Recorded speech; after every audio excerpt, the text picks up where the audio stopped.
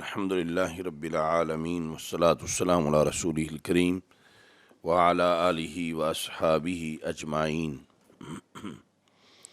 باب هل یجعل للنساء یوم علی حدہ فی العلم، کیا عورتوں کے لیے تعلیم کے سلسلہ میں علیحدہ دن رکھا جائے؟ حضرت ابو سعید خدری رضی اللہ تعالیٰ عنہ سے مروی ہے کہ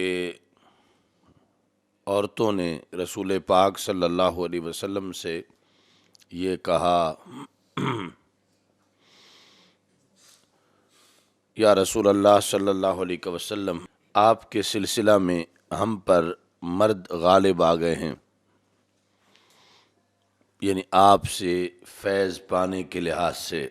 فَاجْعَلْ لَنَا يَوْمًا مِّن نَفْسِكَ، ہمارے لیے اپنے اوقات میں سے ایک دن معین کیجئے۔ یعنی ایک دن کا مطلب یہ ہے کہ اس میں مرد ہمارے ساتھ شریک نہ ہوں، وہ صرف ہم خواتین کی تعلیم کا دن ہو۔ تو رسول اکرم صلی اللہ علیہ وسلم نے وعدہ کیا صحابیات سے ایک دن کا، ایسا دن جس میں نبی اکرم صلی اللہ علیہ وسلم نے ان سے ملاقات کی۔ بس رسول اکرم صلی اللہ علیہ وسلم نے اس دن میں انہیں نصیحت کی اور انہیں حکم دیا۔ اس دن رسول پاک صلی اللہ علیہ وسلم نے جو انہیں ارشادات فرمائے،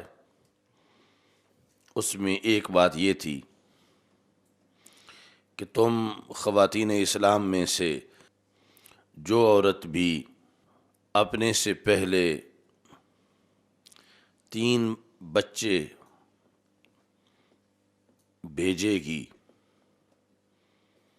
یعنی وہ خود تو بھی دنیا میں ہے لیکن اس کے 3 بچے جو ہیں وہ فوت ہو چکے ہیں، کان لہا حجابا من النار، تو وہ بچے اس عورت کے لیے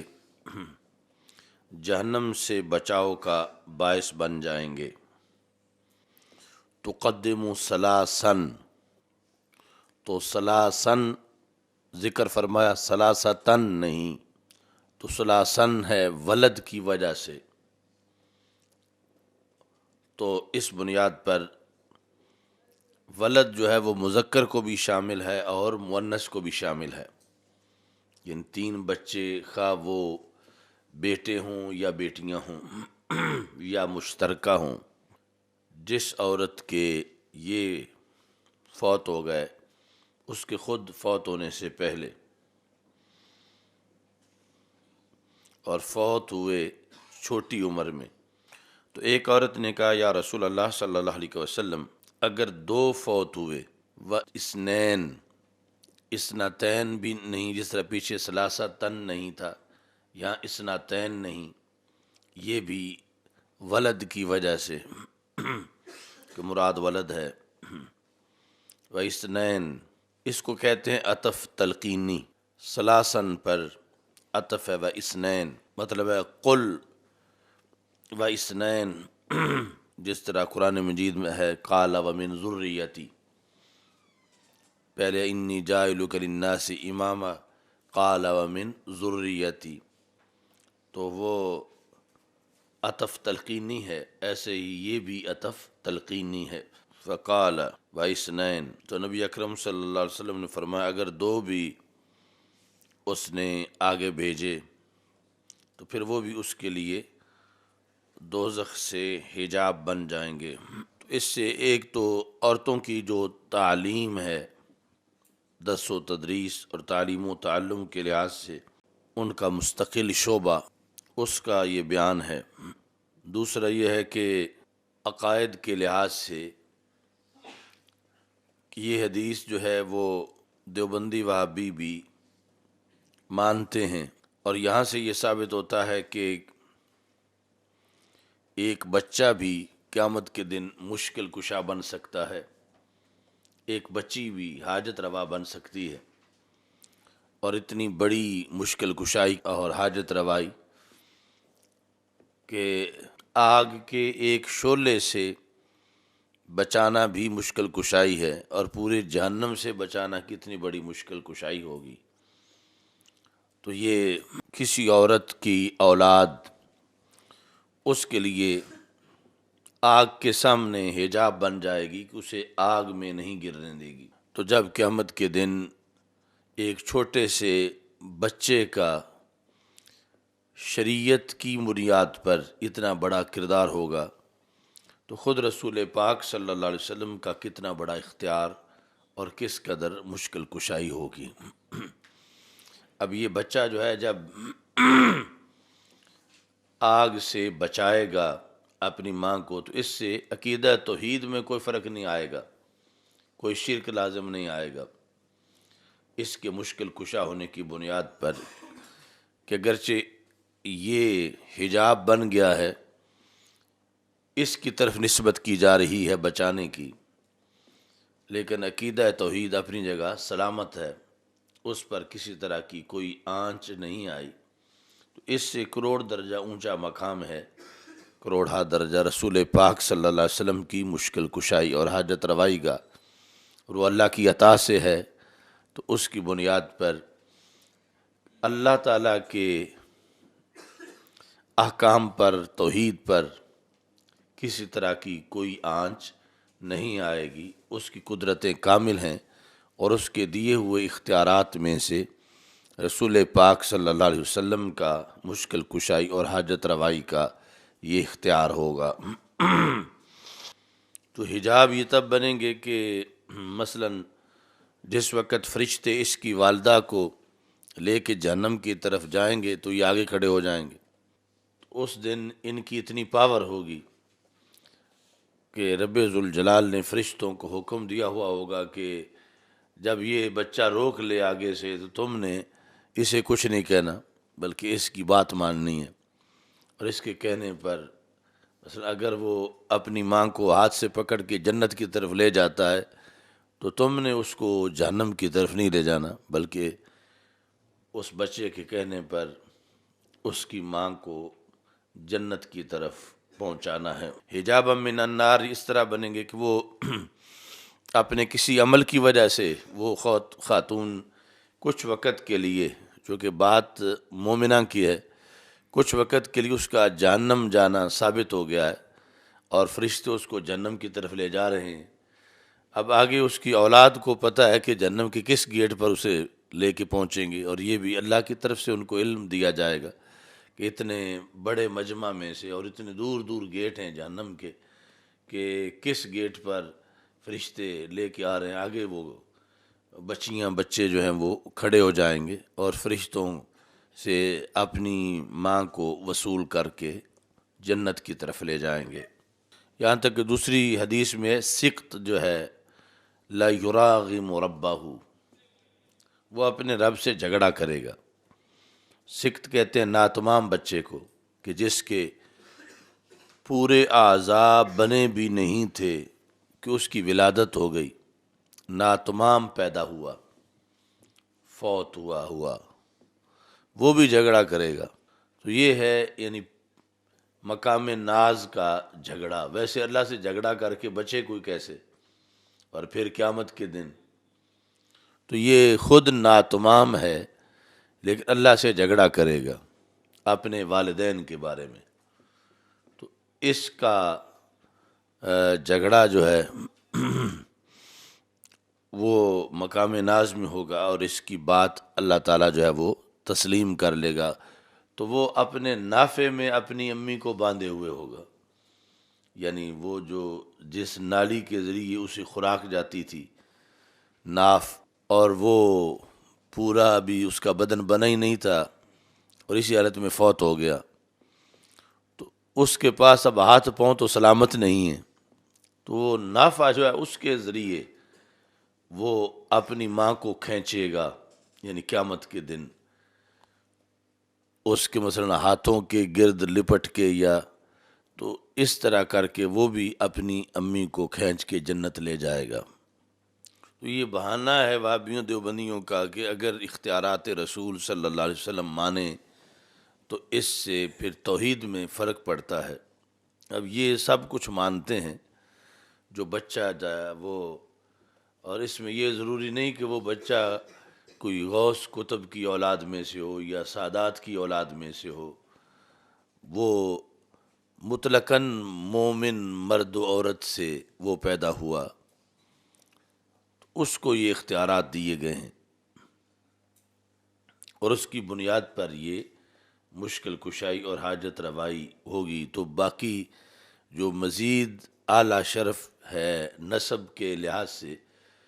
خواہ وہ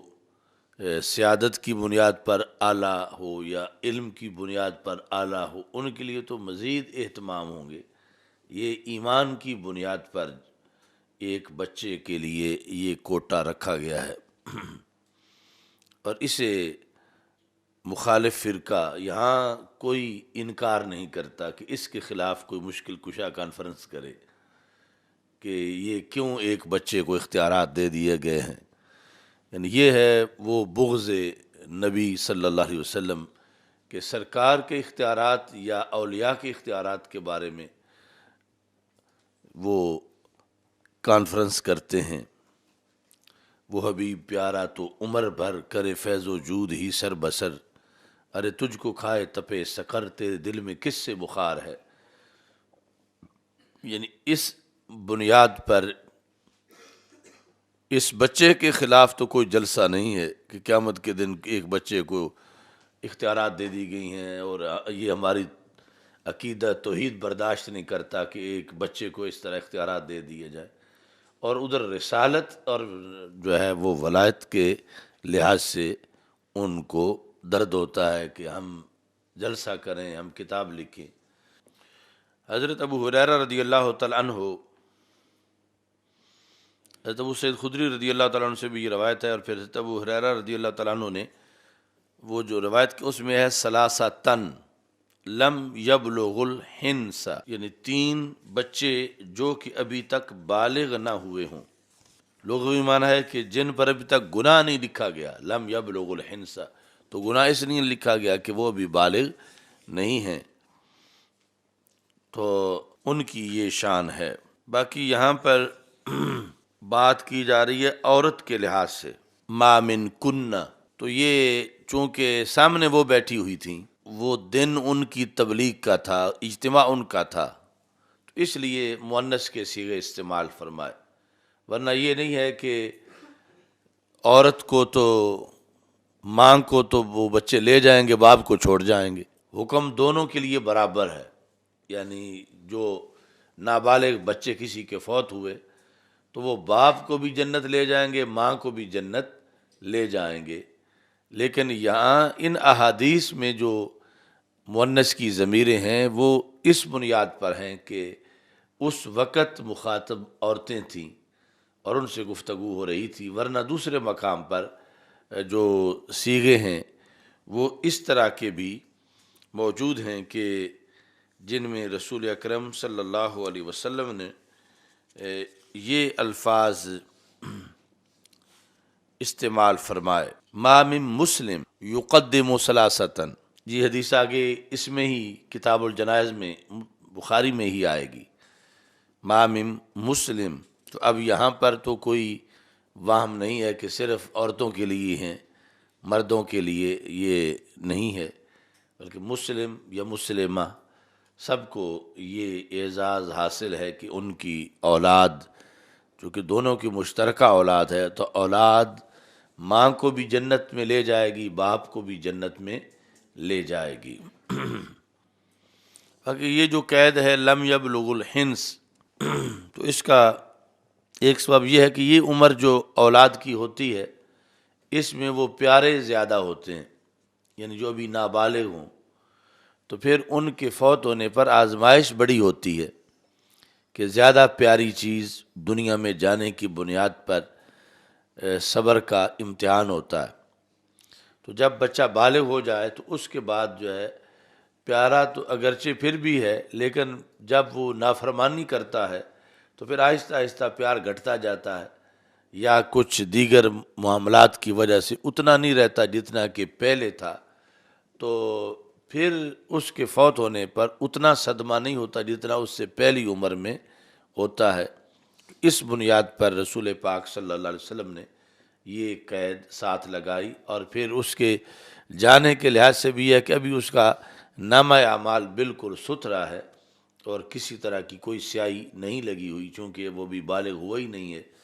تو اس کی جو تقدیس ہے وہ زیادہ ہے اللہ کے ہاں۔ تو یہ رسول پاک صلی اللہ علیہ وسلم نے ساتھ اس کے قید لگائی۔ جو کل والے سبق میں گزرا ہے کہ جو رسول پاک صلی اللہ علیہ وسلم نے فرمایا لقد ظننت یا ابا ہریرہ اللہ یسألنی عن ھذا الحدیث احد اول منک لما رأیت من حرصک علی الحدیث اسعد الناس بشفاعتی یوم القیامہ من قال لا الہ الا اللہ خالصا من قلبہ او نفسہ۔ قانون شفاعت ذہن میں رکھنا ضروری ہے کہ کافر کی شفاعت نہیں ہوگی، اور کوئی شفیع ایسا نہیں ہو سکتا کہ جو خود کافر ہو۔ شافع یا شفیع یا مشفع، یہ تینوں ایک ہی کے وصف ہیں کہ جس کی شفاعت قبول کر لی جائے گی، تو سب ایمان کی بنیاد پر ہوگا کہ شافع بھی مومن ہے اور جس کی شفاعت کر رہا ہے وہ بھی مومن ہے۔ تو اس حدیث کے تحت بھی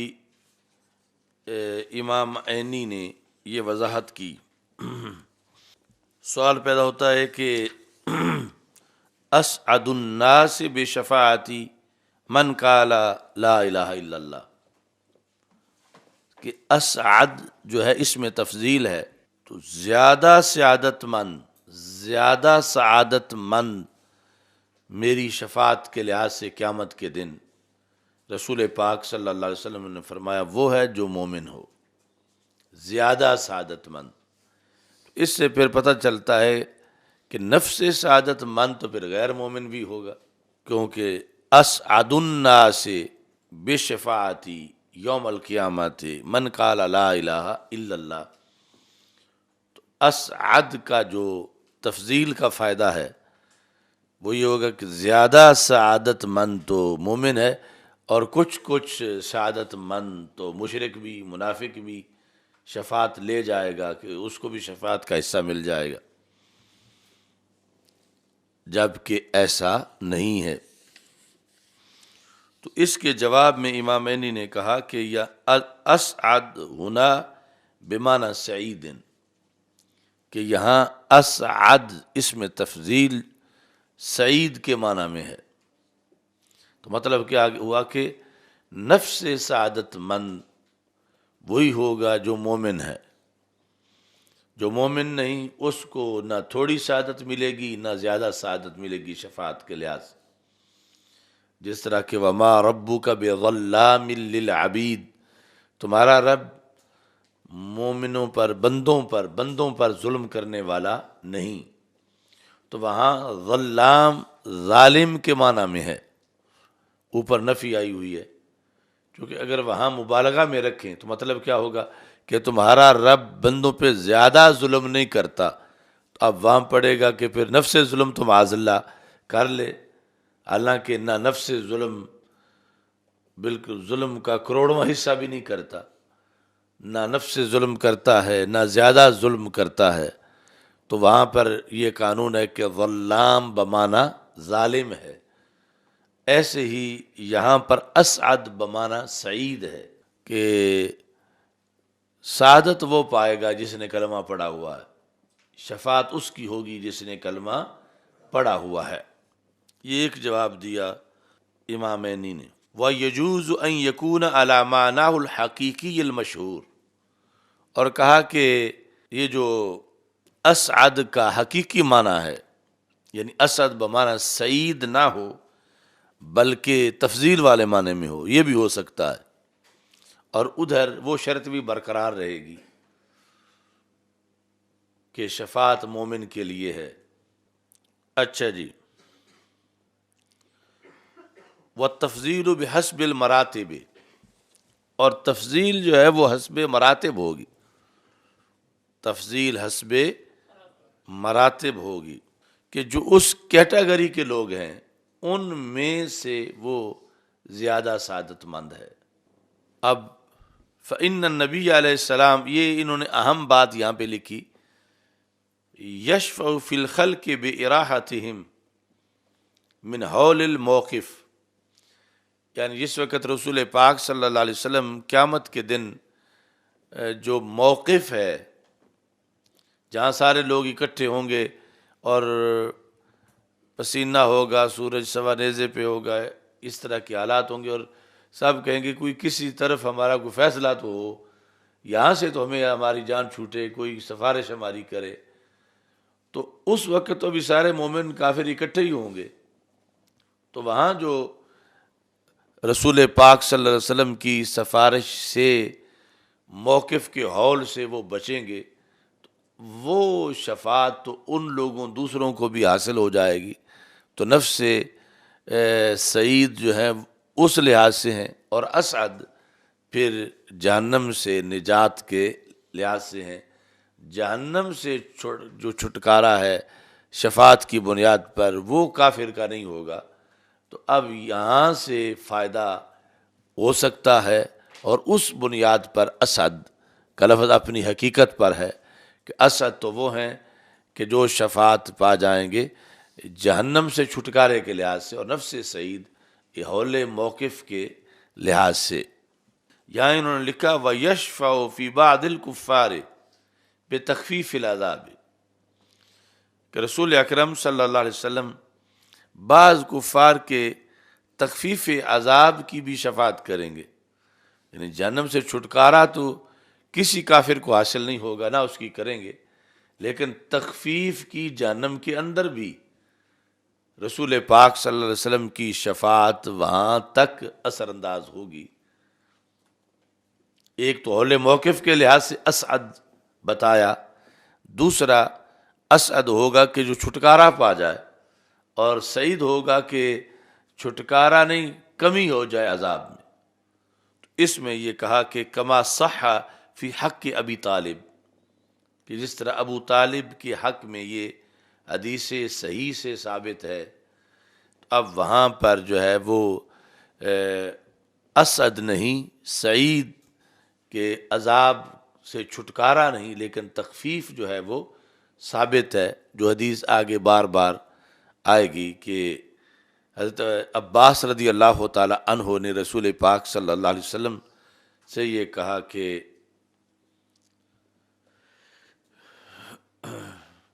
هل نفعت ابا طالب فإنه كان يغضب لك، کہ ابو طالب کو آپ نے کوئی فائدہ دیا، وہ تو آپ کی وجہ سے لوگوں سے جھگڑا کرتے رہے۔ تو رسول اکرم صلی اللہ علیہ وسلم نے فرمایا نعم، ہاں میں نے فائدہ دیا۔ انه فی دحداہ من النار لولا انا لکان فی الدرک الاسفل من النار، کہ وہ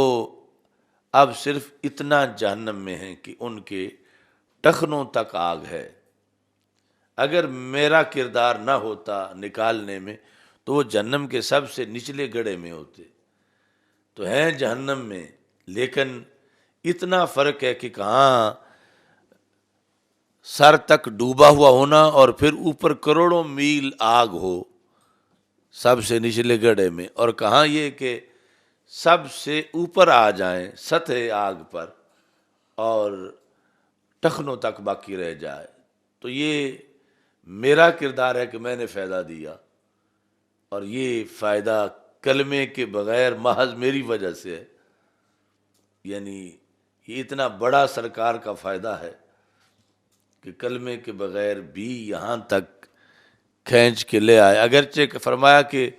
ان کا دماغ اس آگ کی وجہ سے بھی یوں کھولتا ہے جس طرح کہ گوشت ہنڈیا میں کھولتا ہے، لیکن میں نے فائدہ دیا اور فائدہ ثابت کیا، مگر ایمان ثابت نہیں کیا۔ فائدہ ثابت کیا مگر جہنم سے نکلنا وہ نہیں بتایا، جہنم میں رہنا بتایا۔ تو اس بنیاد پر امام عینی نے پھر جواب دیا کہ اب وہاں پر اسعد تو نہیں لیکن سعید بنے کہ اس بنیاد پر کہ تخفیف ہوئی عذاب کے اندر. کما صح فی حق ابی طالب. تو یہ یعنی جتنی بھی احادیث ہیں بخاری کی اس سلسلہ میں یا اس کے علاوہ، امام عینی یعنی جو پہلے ائمہ کی اتنی صدیاں بعد کے ہیں، اسناد اور دیگر ساری چیزوں کے معائنہ کے بعد صحت کے قائل ہیں کہ یہ احادیث درجے میں صحیح ہیں کہ جن کے اندر عدم ایمان کا ذکر ہے لیکن شفاعت کا حصہ ملا اور اس سے تخفیف عذاب پائی گئی. وَيَشْفَعُ فِي بَعْضِ الْمُؤْمِنِينَ بِالْخُرُوجِ مِنَ النَّارِ. یہ ہے درجہ بندی سعادت میں کہ کچھ مومنین کی رسول پاک صلی اللہ علیہ وسلم شفاعت کریں گے. کس بارے میں؟ کہ جہنم داخل ہونے کے بعد ان کو نکال لیں گے. وفی بعضہم یرفع الدرجات فیہا. کچھ جہنم جائیں گے نہیں، جنت جائیں گے، لیکن پھر بھی ان کو سفارش کی ضرورت ہوگی کہ اعلیٰ درجے کی جنت ملے. تو اب وہاں بھی شفاعت ہے. پھر وفی بعضہم بدخول الجنہ بغیر حساب. کہ بعض کی سفارش یہ ہوگی کہ جہنم بھیجا ہی نہ جائے ان کو، بلکہ بیر سے ہی جنت بھیج دیا جائے، اگرچہ فیصلہ جہنم کا ہو چکا تھا. بعد جہنم میں جائیں گے لیکن پھر شفاعت سے نکل آئیں گے. اور بعد جو ہیں وہ ڈائریکٹ جنت میں جائیں گے لیکن پھر بھی ان کو سفارش کی ضرورت ہوگی کہ ان کی جنت اونچی نہیں ہے زیادہ یا اعلیٰ نہیں ہے، تو وہ چاہیں گے کہ رسول پاک صلی اللہ علیہ وسلم میری سفارش فرمائیں، اور سرکار دو عالم صلی اللہ علیہ وسلم سفارش فرمائیں گے. تو اس بنیاد پر یعنی یہ انہوں نے دوسرا جواب دیا امام عینی نے کہ اس طرح درجہ بندی جو ہے اس کے مطابق پھر اسعد اپنے حقیقی معنی میں ہے. اور پہلا جواب یہ تھا کہ اسعد بمعنی سعید ہے، اور ضمناً یہاں عدم ایمان ابی طالب کا مسئلہ انہوں نے بیان کیا اور اس کے دلائل کو ساتھ بیان کیا. اس میں جو کل وہ تفسیر خازن کا رہ گیا تھا اور آپ نے پھر یاد ہی نہیں کرایا،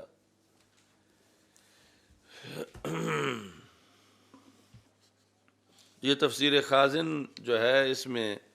چوتھے پارے کے اندر یہ جو آیت ہے ما کان اللہ لیذر المؤمنین علی ما انتم علیہ حتی یمیز الخبیث من الطیب. تو یہاں پر اس کا شان نزول لکھا ہے کہ رسول پاک صلی اللہ علیہ وسلم نے فرمایا اردت علی امتی فی صورہا فی التین، کہ مجھ پر میری پوری امت پیش کی گئی. اور امت سے مراد یہاں امت اجابت نہیں بلکہ دعوت ہے، مراد ہے انسانیت. قیامت تک جتنے انسان پیدا ہونے تھے سارے میرے سامنے رکھے گئے. یہ اتنے بڑے مشاہدے کا اعلان کیا رسول اکرم صلی اللہ علیہ وسلم نے. امت کا تو فرق سمجھتے ہو نا کہ دعوت اور اجابت. دعوت ہے کہ جنہیں مسلمان ہونے کی دعوت ہے، تو امت دعوت میں یہودی بھی ہیں، نصرانی بھی ہیں، ہندو بھی ہیں، سکھ بھی ہیں، سارے کافر بھی ہیں. لیکن اجابت صرف وہ ہے جنہوں نے دعوت کو قبول کیا ہے. تو امت اجابت چھوٹی ہے امت دعوت کے مقابلے میں، اگرچہ اپنے طور پر امت اجابت بھی بہت بڑی ہے، لیکن مطلقاً انسانیت کے افراد زیادہ ہیں، اور ان انسانوں میں سے مسلمان جو ہیں یہ تھوڑے ہیں. تو اردت علی امتی، یہاں پر امت بمانا ہے امت دعوت. کما اردت علی آدم، جس طرح حضرت آدم علیہ السلام کے اوپر روحیں پیش کی گئی تھیں ساری اولاد کی، یعنی ان پر عرض تھا، عرض ہے پیش کیا جانا بحیثیت اولاد کے، کہ آدم علیہ السلام کو ان کی ساری اولاد دکھائی گئی قیامت تک جتنی پیدا ہونی ہے. پر جیسے انہیں اولاد دکھائی گئی مجھے امت دکھائی گئی. مجھ پر میری ساری امت کہ میرے اعلان نبوت کے بعد قیامت تک جتنے لوگوں نے پیدا ہونا ہے وہ سارے کے سارے یعنی ان کی ارواح وہ میرے سامنے پیش کی گئیں۔ پیش کرنے کے بعد اعلم تو مجھے علم دیا گیا۔ اعلم تو ایک یعنی مشاہدہ ہے اور پھر ایک اللہ کی طرف سے مزید علم ہے۔ کس بارے میں؟ من یؤمن بی ومن یکفر بی، کہ کون مجھ پہ ایمان لائے گا اور کون انکار کرے گا۔ اب ان لفظوں سے پتہ چلا کہ امت سے مراد دعوت ہے، جو اگر امت اجابت ہوتی تو اس میں تو پھر دو قسمیں ہیں ہی نہیں۔ امت اجابت تو ساری یومینو والی ہے، تو یہ ہے امت دعوت کہ جس میں آگے پھر سب سامنے کر کے ان میں سے جو قیامت تک جنہوں نے کلمہ پڑھنا تھا اللہ نے ہر بندے کا مجھے علم دیا۔ تو یہ ہم سب کے لیے سعادت کی بات ہے کہ ہم اگرچہ صحابی نہیں بن سکے، صدیوں بعد پیدا ہوئے ہیں، لیکن ہم سب پر بھی نگاہ رسول صلی اللہ علیہ وسلم پڑی تھی کہ جب اللہ نے بتایا کہ یہ قیامت تک، یہ جب ہمارے والی صدی کا ذکر ہو رہا تھا تو اس صدی کے جو مومنین تھے رب بتا رہا تھا کہ یہ آپ کا کلمہ پڑھیں گے، اور سرکار دو عالم صلی اللہ علیہ وسلم مشاہدہ فرما رہے تھے کہ اس صدی کے اندر یہ میرے مومن ہیں اور اس کے اندر فلاں فلاں کافر ہیں۔ تو یہ صورتحال مشاہدہ کی تھی کہ اعلمت اردت کے بعد اعلمت اردت علی امتی، آگے اعلمت مجھے علم دیا گیا۔ تو اگرچہ دیگر احوال کا علم ثانوی بھی ہے، لیکن سب سے بڑا علم قیامت تک کے انسانوں کے بارے میں اسی دن رسول پاک صلی اللہ علیہ وسلم کو دے دیا گیا کہ ان میں مومن کون ہے اور ان میں کافر کون ہے۔ ویسے تو علم یہ بھی ہے کہ ان میں مالدار کون ہے اور نادار کون ہے، عالم کون ہے، جاہل کون ہے، لیکن یہ جو سب سے بنیادی فرق ہے جس پر آگے مدار ہے بہت فضیلتوں کا، تو یہ بتا دیا گیا کہ مومن کون ہے اور کافر کون ہے۔ اور اس سے یہ پتہ چلا کہ پہلے جو لفظ امت آیا ہے وہ امت اجابت نہیں ہے بلکہ دعوت ہے۔ اب یہ جو بات ہے یہ آج ہمیں 15ویں صدی میں اس پر بڑی خوشی ہو رہی ہے، مگر منافقوں کو اس وقت بھی جلن ہوئی، یعنی جب یہ پتہ چلا کہ رسول پاک صلی اللہ علیہ وسلم تو قیامت تک کے غلاموں کو پیار کی نگاہ سے دیکھ چکے ہیں، تو انہیں اس پر جلن ہوئی۔ فبلغ ذلک المنافقین، تو یہ بات منافقین تک پہنچی۔ فقالوا استہزاء معاذ اللہ زعم محمد انہ یعلم من یؤمن به ومن یکفر به ممن لم یخلق بعد ونحن معه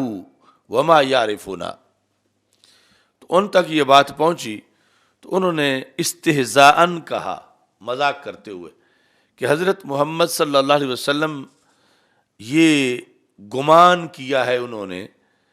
کہ وہ قیامت تک کے مومن بھی جانتے ہیں اور کافر بھی جانتے ہیں، یعنی کہنے لگے یہ جو انہوں نے دعویٰ کیا یہ کچا دعویٰ ہے، معاذ اللہ یہ بات صحیح نہیں ہے۔ اب وہ علم نبوت کو تولنا شروع ہو گئے، اور تولنے کا طریقہ کیا تھا؟ یہ شروع سے یعنی سب سے پہلے منافق تھے جنہوں نے علم رسول صلی اللہ علیہ وسلم میں کمی پر دلائل پیش کیے، اور پھر بالخصوص علم غیب کے انکار پر دلائل پیش کیے۔ یہ ان کی بدقسمتی ہے اس برے کام میں پہلا نمبر لینے پر۔ تو انہوں نے دلیل یہ پیش کی کہ نحن معہ وما یعرفون، ایک ہیں ہم، ایک ہیں مثال کے طور پر 20ویں صدی والے، تو 20ویں والے تو پیدا ہی نہیں ہوئے ابھی تک، جو نہیں پیدا ہوئے انہیں جاننا بہت مشکل ہے، جو ساتھ ہیں انہیں جاننا آسان ہے، تو ہم ساتھ رہنے والے ہیں۔ وما یعرفون، ہمارا تو ان کو پتہ نہیں ہے، معاذ اللہ پتہ نہیں ہے کہ یہ کہاں سے انہوں نے اخذ کیا ہوا ہے کہ ہمیں تو مسجد سے باہر نہیں نکالتے، ہم تو جب نماز پڑھنے جاتے ہیں ہمیں نمازی ہی سمجھتے ہیں، ہمیں مومن سمجھتے ہیں، حالانکہ ہم نے تو صرف اوپر اوپر سے کلمہ پڑھا ہوا ہے، ہمارے دلوں میں کفر ہے۔ تو جب ایک بندے کو اپنے ساتھ والوں کا پتہ نہ چلے تو جو ابھی پیدا ہی نہیں ہوئے ان کا پتہ کیسے چلے گا؟ معاذ اللہ یہ دلیل پیش کر رہے تھے منافقین رسول پاک صلی اللہ علیہ وسلم کے دعوے کے مقابلے میں۔ سرکار کا دعویٰ تھا میں قیامت تک کے لوگوں کو جانتا ہوں، یہ کہنے لگے جو قیامت تک کے لوگوں کا کیا کیسے جانے، جو ساتھ والوں کو نہ جانے قیامت والوں کو کیسے جانے گا، قیامت تک کے لوگوں کو کیسے جانے؟ تو ہم تو ساتھ والے ہیں اور ہمیں یہ نہیں جانتے، ہمارا جانتے ہوتے تو پھر ہمیں کیوں قریب آنے دیتے؟ ہمیں تو مومن سمجھتے ہیں، چونکہ ہم نماز پڑھتے ہیں تو تبھی پڑھتے ہیں کہ مومن ہے، ورنہ ہمیں کہتے کہ مسجد سے نکل جاؤ تم جھوٹے ہو، ہمیں تو نکالتے نہیں ہیں۔ تو پتہ چلا یہ صغرا کبرا انہوں نے ملایا کہ ہمارا علم نہیں، جب ہمارا نہیں تو پھر قیامت تک والوں کا بھی علم نہیں، تو پھر معاذ اللہ زعم، یہ ان کا گمان ہے، یہ حقیقت نہیں ہے۔ یہ منافقین نے سب سے پہلے علم رسول صلی اللہ علیہ وسلم کو تول کے کم ثابت کرنے کی اور علم غیب کی نفی کرنے کی سب سے پہلے منافقین نے دلیل پیش کی۔ فبلغ ذلک رسول اللہ صلی اللہ علیہ وسلم، اب جو کچھ منافقین نے رسول پاک صلی اللہ علیہ وسلم کی کے دعوے پر تبصرہ کیا، گندا تبصرہ، وہ بات سرکار دو عالم صلی اللہ علیہ وسلم تک پہنچ گئی۔ اس پر پھر نبی اکرم صلی اللہ علیہ وسلم نے ایکشن لیا، یہ نہیں کہ جو کہتے ہیں کہتے پھریں، اس پر رد عمل کا اظہار کیا۔ رد عمل کا اظہار کیا تھا؟ فقام علی المنبر، تو رسول اکرم صلی اللہ علیہ وسلم ممبر پہ کھڑے ہو گئے، فحمد اللہ تعالی واثنى علیہ، خطبہ پڑھا، ثم قال، پھر ارشاد فرمایا، ما بال اقوام طعنوا فی علمی، یہ ہوتے کون ہیں جو مجھے بے علمی کے تانے ماریں؟ تو شان رسول صلی اللہ علیہ وسلم کے تحفظ کے لیے پہلی کانفرنس کا انعقاد خود رسول پاک صلی اللہ علیہ وسلم نے کیا، اور پھر علم رسول صلی اللہ علیہ وسلم کے اس بات کے لیے خود جلسہ رسول پاک صلی اللہ علیہ وسلم نے کیا، اور قیامت تک کے عاشقان رسول صلی اللہ علیہ وسلم کے لیے سنت بنائی۔ تو رسول پاک صلی اللہ علیہ وسلم نے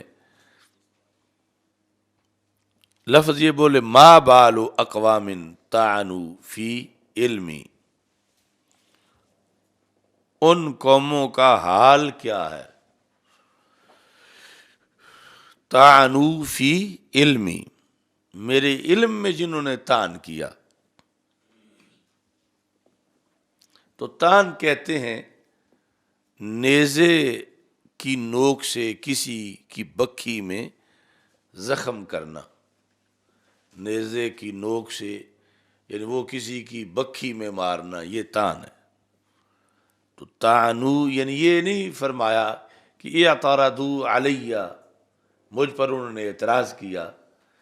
اس کو بہت سیریس لیا رسول پاک صلی اللہ علیہ وسلم نے کہ یہ محض اعتراض نہیں، یہ اعتراض سے اگلی بات ہے کہ انہوں نے مجھ پر طعن کیا، میرے علم پر اس کو زخم کرنے سے تعبیر کیا، اور فرما ما بال اقوام، یہ ہوتے کون ہیں؟ ما بال اقوام یعنی ان کی کیا حیثیت ہے کہ یہ ایسا کریں، ان کا یہ سٹیٹس نہیں، ان کو یہ حق نہیں پہنچتا، ان کی یہ حیثیت نہیں،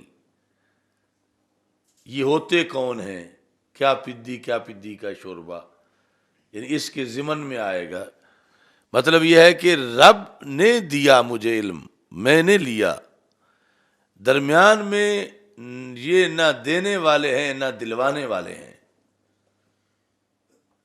تو یہ محاسبہ کس چیز کا کر رہے ہیں؟ ان کا تولنے کا کیا مطلب ہے؟ ما بال اقوام، یعنی یہ اپنی حد سے تجاوز کر کے انہوں نے ایسی باتیں کی ہیں، انہیں حق نہیں پہنچتا تھا کہ یہ ایسی بات کرتے۔ اب رسول پاک صلی اللہ علیہ وسلم نے پھر چیلنج کیا، ثم قال، پھر فرمایا، ما بال اقوام طعنوا فی علمی لا تسألونی عن شیء فیما بینکم و بین الساعہ الا نبأتکم بہ۔ لا تسألونی عن شیء، نکرہ تحت النفی ہے، جس کا بھی تم سوال کرو، کل کا یا پرسوں کا، فرمایا نہیں، آج سے لے کر قیامت تک کا، فیما بینکم و بین الساعہ، تمہارے آج کے حالات سے لے کر قیامت تک کا جو بھی سوال کرو، الا نبأتکم بہ، مگر میں اس کا جواب دوں گا۔ اب چونکہ پس منظر پیچھے علم غیب کا ہے، تو پھر آگے چیلنج بھی اور دعوت بھی علم غیب کی ہے۔ یعنی اعتراض یہ نہیں تھا کہ انہوں نے نماز کے مسئلے معادلہ صحیح نہیں بتائے، یا انہوں نے روزے کے احکام صحیح نہیں بتائے، اس لحاظ سے علم پر اعتراض نہیں تھا، علم پر اعتراض تھا مستقبل کی خبر کے لحاظ سے، جس کو علم غیب کہتے ہیں۔ تو پھر سرکار دو عالم صلی اللہ علیہ وسلم کا جواب بھی اسی کے لحاظ سے تھا کہ تم نے مستقبل میں نے جو کہا کہ میں قیامت تک کے مومن بھی جانتا ہوں اور کافر بھی جانتا ہوں، اور تم نے کہا کہ نہیں جانتے، تو پھر میں بیٹھا ہوا ہوں، اب کوئی مطالعہ کرنے بھی نہیں جاؤں گا، کوئی تیاری کرنے بھی نہیں جاؤں گا، ابھی پوچھو مجھ سے، میں یعنی اگر جواب نہ دے سکوں تو پھر تم بک بک کرو، تو میں ابھی کہتا ہوں جو تم پوچھو گے میں تمہیں جواب دوں گا۔ یعنی یہ کلیئر کرنا بھی ایک رحمت تھی کہ تم اپنا شک دور کر لو۔ یعنی علم شریعت کے ساتھ ساتھ جو یہ غیب کا علم ہے اللہ کے دیے ہوئے سے مستقبل بتانا، اس بارے میں، ورنہ جو ہے یہ فیما بینکم و بین الساعہ کے لفظوں کی ضرورت ہی نہیں تھی۔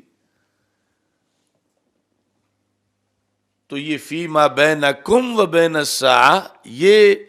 معین کر رہے ہیں کہ بات علوم غیبیہ کی تھی،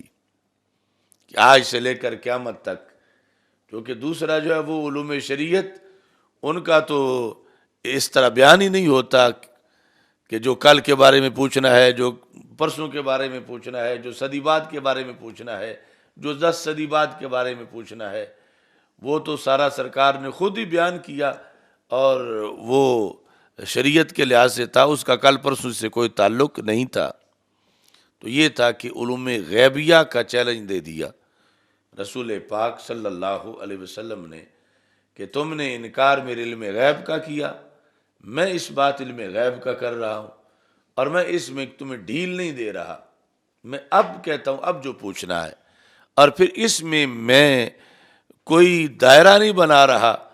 کہ صرف تم 1 سال تک پوچھ لو، صرف 1 صدی تک پوچھ لو، بلکہ نکرہ تحت النفی ہے کہ اگر قیامت تک کے تمہارے سامنے 10 کروڑ سوال ہیں تو ان میں سے ہر ایک کا میں جواب دوں گا۔ یعنی فی ما بینکم و بین الساعہ، فی ما بینکم و بین الساعہ،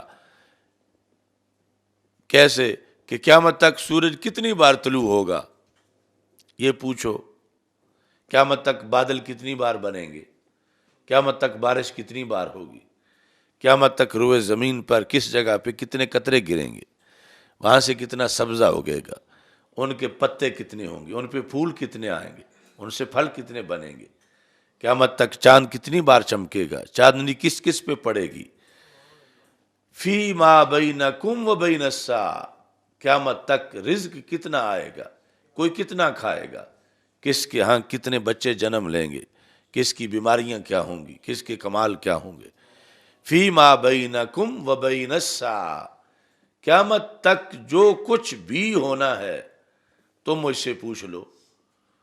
تو میں ادھار نہیں کروں گا۔ ادھار کا یہ مطلب ہوگا کہ مثلا جبریل آئیں گے تو یہ تو تب بیان کروں گا،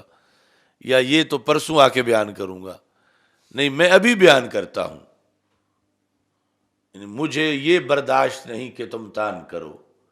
لیکن میں جواب دینے کو تیار ہوں کہ جو تم پوچھو گے آج سے لے کر قیامت تک تو میں اس کا جواب دوں گا۔ تو اب اگر یہ نبوت کی علوم سے ریلیٹڈ بات ہی نہیں تھی تو سرکار دعویٰ پھر کیوں کر رہے تھے؟ تو پتہ چلا کہ یہ بھی نبوت کی علوم کا ایک حصہ ہے اور سرکار دو عالم صلی اللہ علیہ وسلم کو حاصل تھا۔ اور پھر یہ کہ یعنی اتنی وسعت کہ بندہ جو ہے وہ صرف فیما بینکم و بین الساعہ، اگر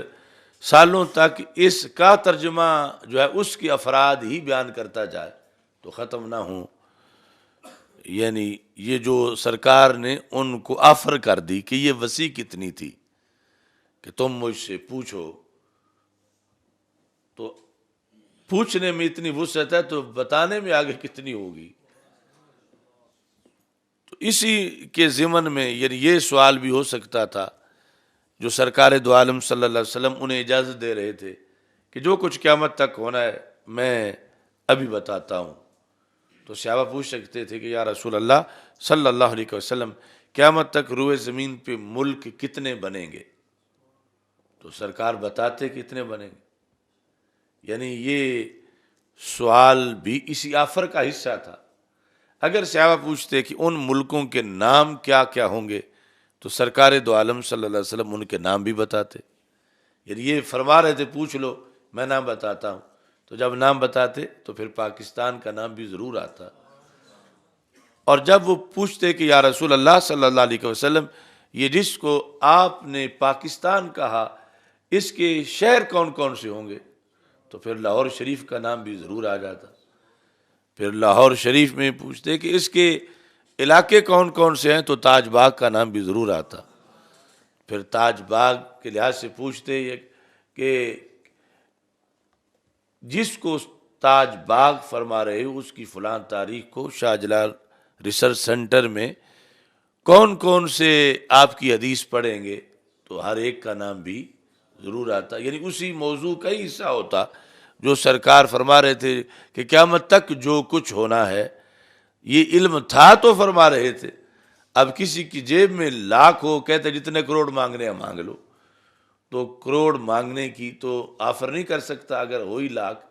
تو اگر سرکار کو ہر گھڑی میں قیامت تک جو ہونا تھا پتہ نہ ہوتا تو کیسے آفر فرماتے؟ تو آپ نے فرمایا فی ما بینکم و بین الساعہ، اور پھر لا تسألونی عن شیئن، یہ نکرہ تحت نفی کا کمال ہے کہ جو بھی قیامت تک ہوگا وہ پوچھو، میں اس کا تمہیں جواب دوں گا۔ اچھا جی، فقام عبداللہ بن حذافہ السامی، جو کل جن کا نام حدیث میں گزرا، جنہوں نے پوچھا من ابی، تو حضرت عبداللہ بن حذافہ السامی اٹھ کے کھڑے ہوئے، فقال من ابی یا رسول اللہ صلی اللہ علیہ وسلم، آپ مجھے بتائیں میرا باپ کون ہے۔ تو اب جو کچھ ہم اس حدیث کی تقریر میں دعویٰ کر آئے وہ سارا یہاں سے ثابت ہوا۔ دعویٰ ہم نے یہ کیا کہ بات تھی علوم غیبیہ کی، چیلنج کیا رسول پاک صلی اللہ علیہ وسلم نے علوم غیبیہ کا، اور یہ نماز روزے کے سوالوں کی بات نہیں تھی، انکار بھی نہیں تھا ان کی طرف سے نماز روزے کے مسائل کے لحاظ سے، انہوں نے بھی علوم غیبیہ کا انکار کیا تھا، اور رسول پاک صلی اللہ علیہ وسلم نے علوم غیبیہ کا اس بات کیا تھا۔ اب کوئی کہے کہ لا تسألونی عن شیئن، یہ ہے کہ جو تم نماز کا مسئلہ پوچھو گے میں بتاؤں گا، ہم کہتے وہ تو یقیناً ہے ہی، لیکن یہاں علوم غیبیہ ہیں۔ اب اس کی مثال یہ ہے کہ سامنے جو صحابہ بیٹھے تھے انہوں نے کیا سمجھا، کیا انہوں نے اس چیلنج کے بعد کوئی نماز کا مسئلہ پوچھا، کوئی زکوٰۃ کا پوچھا، کوئی حج کا پوچھا، نہیں، انہوں نے علم غیب کا پوچھا۔ تو جو اہل زبان تھے اور پھر روزانہ سرکار دو عالم صلی اللہ علیہ وسلم سے فیض پاتے تھے، جو انہوں نے سمجھا، ان کی برکت سے ہم نے بھی اس حدیث سے وہی سمجھا کہ یہ اب جو وہاں پر پیریڈ لگا ہوا تھا کہ جو پوچھو، تو یہ شریعت کے احکام کا نہیں تھا، علوم غیبیہ کا تھا، کہ علوم غیبیہ میں سے جو پوچھنا ہے آپ پوچھ لو، میں ابھی تمہیں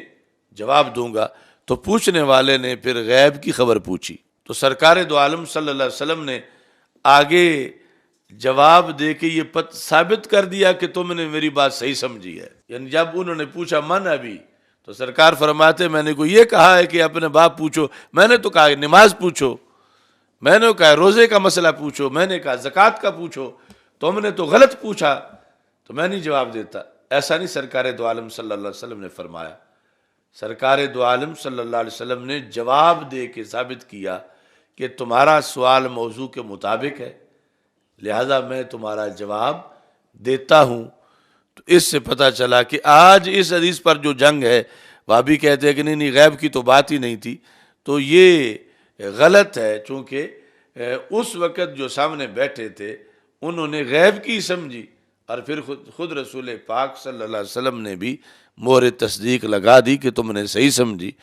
ورنہ سرکار جواب ہی نہ دیتے اور فرماتے کہ سوال جو ہے یہ موضوع کے مطابق نہیں ہے۔ اور پھر اس میں آگے کمال یہ ہے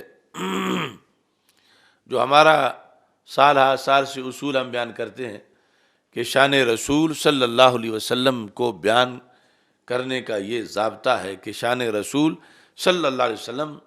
تول تول کے نہیں، سینہ کھول کے بیان کی جاتی ہے۔ تو وہ اصول بھی یہاں سے ثابت ہوا، چونکہ فی ما بینکم و بین الساعہ، یہ ہے مستقبل، اور پوچھنے والے نے تو ماضی کا پوچھ لیا۔ حضرت عبداللہ بن حذیفہ سامی جب یہ پوچھ رہے ہیں من ابھی، تو ان کی جو ابوت ثابت ہوئی کسی سے، وہ تو آج سے کئی سال پہلے ہوئی۔ مثلا آج ان کی عمر 35 سال ہے، تو یہ 35 سال پہلے کی ایک بات پوچھ رہے ہیں، یہ مستقبل کی نہیں پوچھ رہے، یہ ماضی کی پوچھ رہے ہیں، اور وہ بھی بڑی چھپی ہوئی بات۔ یہ نہیں پوچھ رہے کہ من ہوا زوج امی، میری امی کا خامد کون ہے، یہ تو عام لوگوں کو بھی پتا ہوگا اس ماحول میں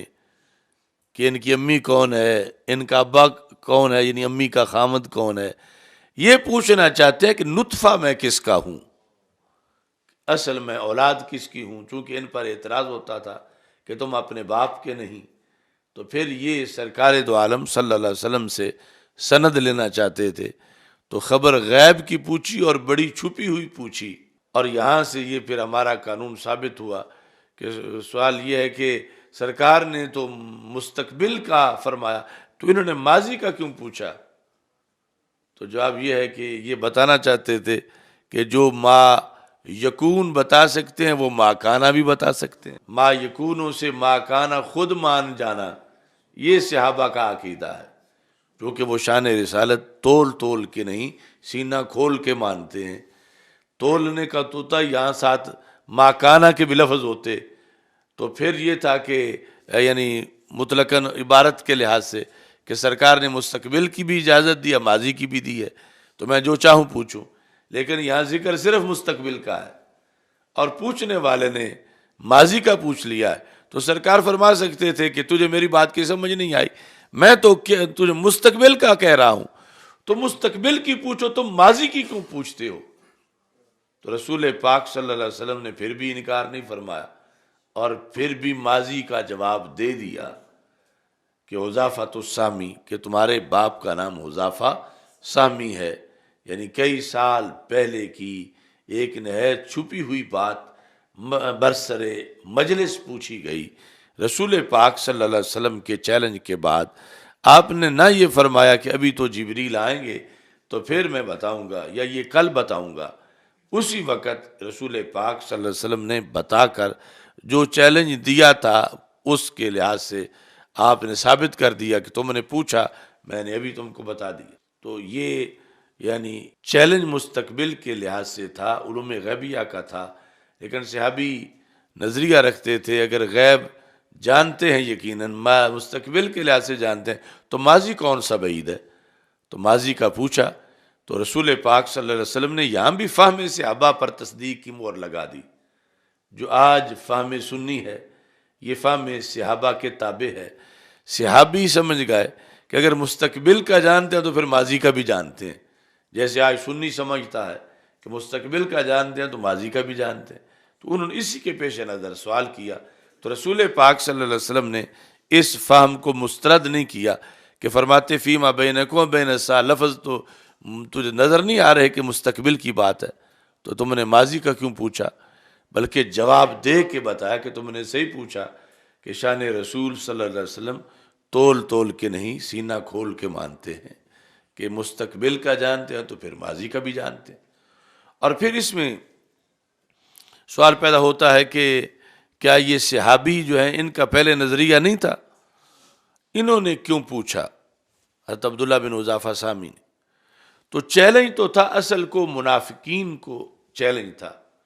صحابہ کے لحاظ سے منکری نہیں تھے۔ منکر تھے وہ لوگ جنہوں نے کہا تھا وَنَحْنُ مَعَهُ وَمَا يَعْرِفُونَ، ہم ساتھ ہوتے ہیں ہمارا تو پتہ نہیں ہے، اور دعویٰ کر رہے ہیں قیامت تک کے لیے۔ چیلنج ان کے لیے تھا، لیکن جب صحابہ کرام رضی اللہ تعالیٰ عنہ نے دیکھا کہ اب ان میں سے کوئی بھی پوچھ نہیں رہا، چونکہ ان کو تو لینے کے دینے پڑ گئے، ان کا پردہ فاش ہو گیا کہ یہ جن لوگوں نے اعتراض کیا وہ منافق ہیں۔ اب جو بولے گا پوچھے گا تو اس کو پھر وہ تعارف بھی اپنا ساتھ لینا پڑے گا کہ یہ لوگ ہیں جنہوں نے رسول پاک صلی اللہ علیہ وسلم کا دل دکھایا ہے، چونکہ سرکار بہت غصے میں تھے اور فرما رہے تھے ہل انتم منتہون، ہل انتم منتہون، ہل انتم منتہون، تمہاری کب بس ہوگی، تم یہ بک بک کب بند کرو گے، میرے خلاف اعتراض یہ جو تم شرارتیں کرتے ہو کب تمہاری انتہا ہوگی۔ تو اب بولنا وہاں پہ منافقین میں سے کسی کا بہت دشوار تھا کہ انہوں نے سر جھکائے ہوئے تھے، زیادہ جھکا رہے تھے کہ ہمارا چہرہ نظر نہ آئے، ہمارا پتہ نہ چلے۔ تو پھر صحابہ میں یہ فیصلہ کیا کہ اب پیریڈ لگا ہوا ہے اور اب یہ کمینے بول نہیں رہے، اور جب یہ وقت گزر جائے گا تو پھر کہیں گے کہ اگر ہم پوچھتے تو آنا نہیں تھا ان کو جواب، تو پھر ہم خود ہی پوچھ لیتے ہیں۔ اس بنیاد پر حضرت عبداللہ بن حذافہ سہمی نے پوچھا، ان کا پوچھا اسی طرح تھا پوچھنا ان کا جس طرح وہ رسول پاک صلی اللہ علیہ وسلم کے پاس جبریل آئے تھے، شدید و بیاد الثیاب شدید و سواد الشعر، سفید کپڑوں والا اور سیاہ زلفوں والا بندہ آ کے بیٹھ گیا، مل ایمان مل اسلام مل احسان، پوچھتا بھی ہے اور پھر تصدیق بھی کرتا ہے۔ جب پوچھتا ہے تو صحابہ کہتے ہیں ہم پتہ چلتا ہے کہ اسے نہیں آتا، جب تصدیق کرتا ہے تو پتہ چلتا ہے کہ یہ تو پہلے بھی جانتا تھا، نہ مدینہ منورہ کا ہے نہ دور سے آیا ہوا لگتا ہے، مدینہ منورہ کا ہوتا تو ہم سے اجنبی نہ ہوتا، اور دور سے آیا ہوتا تو اتنے دھلے ہوئے بال نہ ہوتے،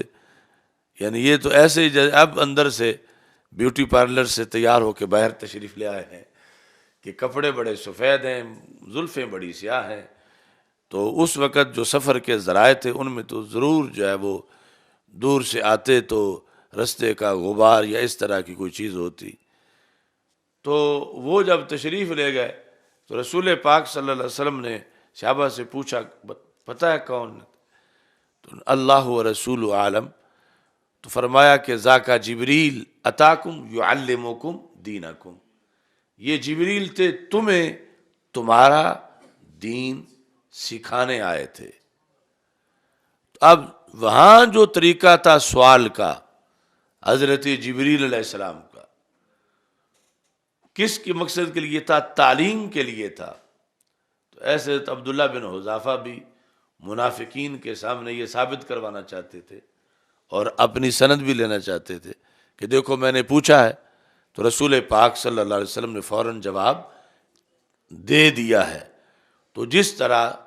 تعلیم کے مقصد کے پیش نظر وہاں سوال کیا گیا، تو یہاں بھی وہ جو پہلے گڑبڑ ہوئی تھی اس کو دور کرنے کے لیے یہ سوال کیا حضرت عبداللہ بن حذافہ سامی نے، اور رسول اکرم صلی اللہ علیہ وسلم نے فوراً اس کا جواب ارشاد فرما دیا۔ قال من ابی، قال حذافہ، فقام عمر، یہ جو وہ تھا 12 کا اعلیٰ رکبتہی ہے، یا کام اعلیٰ رکبتہی، گھٹنوں کے بل کھڑے ہو کر، یعنی اتنا ایمرجنسی تھی کہ پورا کھڑے ہونا اس کی انہوں نے مہلت نہیں سمجھی حضرت عمر رضی اللہ تعالیٰ عنہ کہ میں فوراً بولوں اور ذرا اجاگر ہو کے بولوں کہ کون بول رہا ہے۔ تو گھٹنوں کے بل کھڑے ہو کر آپ نے فرمایا یا رسول اللہ صلی اللہ علیہ وسلم، ردینا باللہ ربا وبالاسلام دینا وبالقرآن اماما وبک نبیا فاعف عنا، آپ ہمیں معاف فرما دو۔ یعنی یہ صحابہ سے برداشت نہیں ہو رہا تھا اتنا غصہ کہ ہم میں سے تو کوئی منکر نہیں ہے آپ کے نبی ہونے کا، یہ اندھے گندے ہیں جنہوں نے یہ کہا وبک نبیا، ہم آپ کو نبی مانتے ہیں۔ اور نبی اکرم صلی اللہ علیہ وسلم اتنا غصے میں آگے کہتے حل انتم منتہون، حل انتم منتہون، حل انتم منتہون۔ اور منافقین جو ہیں وہ سارے مزید سر نیچے کرتے ہیں کہ کہیں ہمارا نام نہ لے لیں کہ فلاں فلاں نے علیحدہ بیٹھ کے میری فلاں حدیث پر یہ اعتراض کیا۔ تو اس طرح کر کے یہ آیت اتری، ما کان اللہ لیذر المؤمنین علی ما انتم علیہ حتی یمیز الخبیث من الطیب وما کان اللہ لیطلعکم علی الغیب ولیکن اللہ یجتبی من رسلہ من یشاء۔ یہ تھا خباثت کا پس منظر۔ اللہ کی یہ شان نہیں کہ اللہ مومنین کو پہلے حال پہ رہنے دے۔ پہلا حال کیا تھا کہ منکرین علم نبوت بھی مسجد نبوی میں ہی نمازیں پڑھیں اور منکرین علم غیب بھی مومن ہی کہلائیں۔ اللہ کی یہ شان نہیں کہ اب ویسے رہے۔ اللہ اب کیا کرے گا؟ حتی یمیز الخبیث من الطیب، اللہ پاک پلیت جدا جدا کرے گا۔ تو لفظ خبیث قرآنی تاریخ میں سب سے پہلے کس پہ بولا گیا؟ یعنی یہاں ہندو سکھ پہ نہیں بولا گیا، یہاں نصرانی یہودی پہ نہیں بولا گیا، یہاں ان پہ بولا گیا جنہوں نے کہا نحن معہ وما یعرفون، کہ ہم ساتھ ہوتے ہمارا تو پتہ نہیں ہے، اور دعویٰ یہ کرتے ہیں کہ قیامت تک کے لوگوں کو جانتا ہوں۔ نمازی تھے اور وہ بھی مسجد نبوی شریف کے، اور وہ بھی ختم المرسلین حضرت محمد صلی اللہ علیہ وسلم کے پیچھے نماز پڑھنے والے تھے۔ تو محض نمازی ہونا کافی نہیں،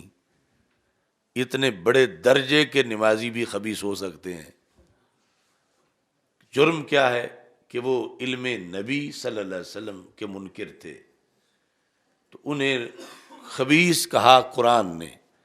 اور اللہ تعالیٰ نے فرمایا کہ اب ہم علیحدہ علیحدہ کریں گے، پہلے کی طرح نہیں ہوگا۔ تو پھر ان کو مسجد نبوی سے نکالا گیا۔ تو مسجد نبوی سے منافقین کے اخراج کا باعث تھا علم غیب رسول صلی اللہ علیہ وسلم کا انکار کرنا۔ جب تک انکار نہیں کیا گیا تھا تو ان کو اجازت تھی، یہ چھپے ہوئے تھے اسلام کی چھتری کے نیچے۔ رسول پاک صلی اللہ علیہ وسلم سے حضرت عمر رضی اللہ تعالیٰ عنہ کئی بار کہہ چکے تھے کہ فلاں فلاں کالی بھیڑیں ہیں، ان کو نکالا جائے۔ تو رسول پاک صلی اللہ علیہ وسلم فرماتے تھے کہ لوگ کہیں گے کہ جو ان کا کلمہ پڑھتا اس کو بھی نکال دیتے ہیں، لوگ کہیں گے، یعنی یہ کسی حد تک اس بات کا بھی لحاظ کیا جاتا ہے۔ پھر لحاظ نہ کرنا اصل پالیسی ہے کہ لوگ جو کچھ بھی کہیں گے ہم تو ایسا کریں گے۔ تو پہلے تھا کہ ابھی مخالفت بہت زیادہ ہے، معاشرے میں لڑائیاں ہو رہی ہیں قریش مکہ سے، تو اعلانیہ جو دشمن ہے وہ کہیں گے ان کا کیا، ان کا تو جو کلمہ پڑھے اس کو بھی یہ مارتے ہیں، مسجد سے نکال دیتے ہیں۔ تو فرمایا کہ یہ جملہ بولنے کی نوبت نہ آئے،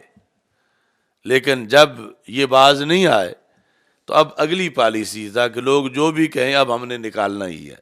جو کہ اللہ تعالیٰ فرما رہا ہے ما کان اللہ لیذر المومنین، اب ہم نہیں رہنے دیں گے۔ تو جب رب نہ رہنے دے تو ہم اب کیسے رہنے دیں؟ ما کان اللہ لیذر المومنین، اب جن پر لفظ مومن بولا جا رہا تھا ان میں سے کچھ خبیث تھے، کچھ طیب تھے۔ خبیث منافقین تھے، طیب صحابہ تھے۔ تو ان میں سے جن پر لفظ مومن بولا جا رہا تھا اور مسجد نبوی میں نماز پڑھ رہے تھے، ان کے اندر اللہ نے امتیاز کیا اور فرمایا وما کان اللہ لیطلعکم علی الغیب، جو اصل پیچھے بات چلی ہوئی تھی وہ ظاہر ہوئی کہ اللہ کی شان نہیں کہ تمہیں اطلاع دے غیب پر،